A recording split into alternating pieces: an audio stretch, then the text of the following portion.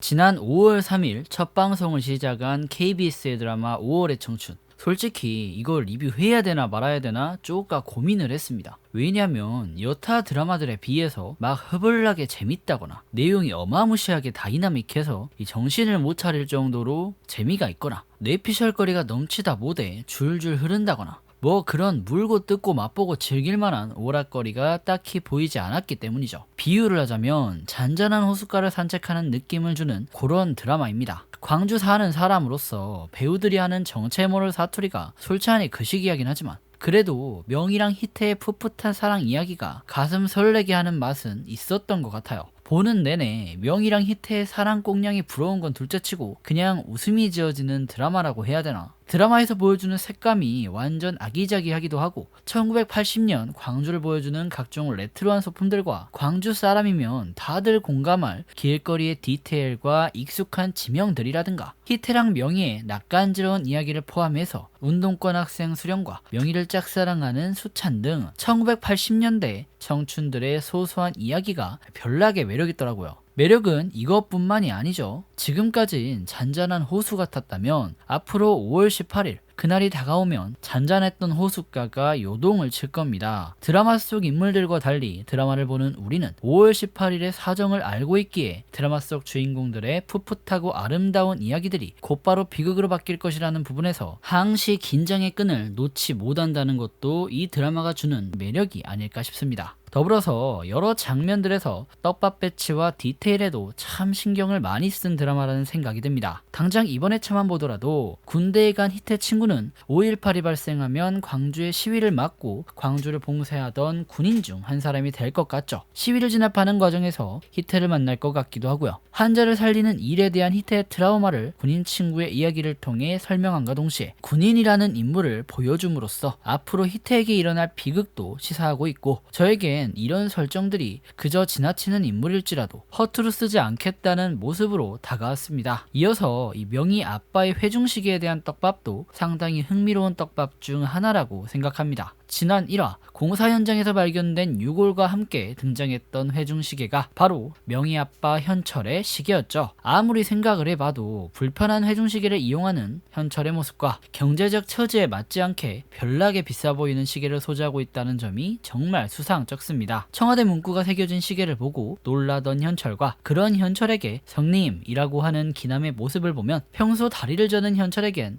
가족에게 말하지 못할 과거의 비밀이 있는 것 같습니다. 청와대와 대공수사과장 기남이라는 두 키워드만 보더라도 현철 또한 과거 대공 업무를 담당했던 사람 같기도 합니다. 아마 현철의 과거는 명희와 희태 사이에 변수로 작용하기에 충분할 것 같고 이 변수는 5월 18일을 겪으며 찾아올 것 같다는 게 가장 합리적인 추측이라고 생각합니다. 12부작 드라마 5월의 청춘, 16부작, 20부작이 성행하는 요즘 드라마 시장에서 12부작이라는 선택을 한 이유가 분명 있을 겁니다. 짧지만 굵게 할 말만 하고 딱 끝내겠다는 거죠. 4화까지 진행된 지금 드라마에서 발생하는 대부분의 일들은 5월 18일부터 시작될 비극을 위한 기반 작업이라는 생각이 듭니다. 드라마는 1980년 5월에 광주를 살아갔던 평범한 청춘과 다양한 사람들의 이야기를 보여주고 있어요. 분명 내용은 정말 별게 없고 소소합니다. 이런 이야기가 드라마가 되나 싶을 정도로 심심한 측면도 있고요. 때문에 어떤 분들에게는 다소 지루하게 다가올 겁니다. 하지만 저는 이러한 구성이 매우 인상 깊고 5.18을 드러내는 드라마로서 적합한 선택이었다고 생각합니다. 실제 5.18을 겪었던 사람들은 우리와 다를 바 없는 평범한 하루를 살던 사람들이었습니다. 유학을 떠나고자 열심히 돈을 모으던 명희,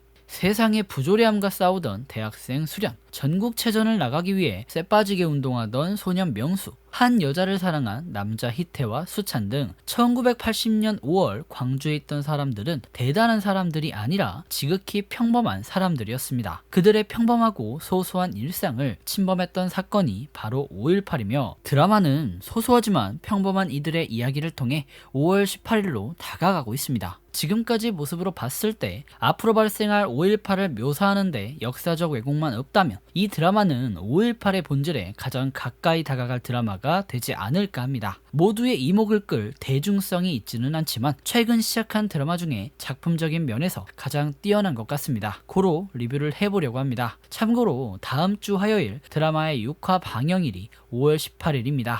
이거 딱 봐도 노리고 만든 것 같죠? 4화 엔딩을 보니 수련의 부탁을 받은 것인지 희태에게 수련과 약혼해달라는 부탁을 하던 명희, 가문의 생존을 위해 희태의 약혼이 필요한 수련, 자신을 속였지만 명희를 사랑하는 희태, 세 남녀의 삼각관계가 어떻게 될지 정말 궁금하고 이들의 이야기가 5월 18일의 그날의 이야기와 어떻게 연결이 될지 다음 주 회차를 기대해보며 저는 다음 주부터 좀 더 자세한 이야기로 찾아오도록 하겠습니다. 그럼 지금까지 윤공이었고요. 영상 유익하셨다면 구독과 좋아요, 알람 설정 부탁드립니다. 그리고 드라마에 대한 여러분들의 생각을 댓글로 남겨주시면 감사하겠습니다.